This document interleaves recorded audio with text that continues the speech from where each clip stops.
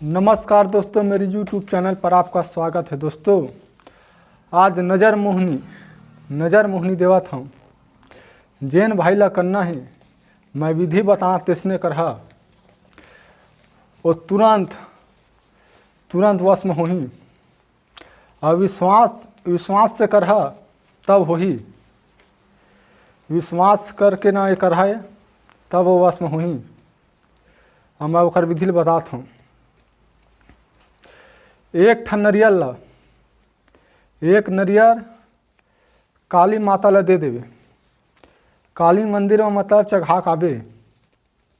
एक नरियर काली माता ला मंदिर में चढ़ा आ जा और उहें ला ओकर गोड़ मेर के माथा में टीका लगा। ओकर बाद आबे आए के बाद जैन वो लड़की तो सामने में है, मैं मंत्र बताहा तेल 21 घाव पढ़बे।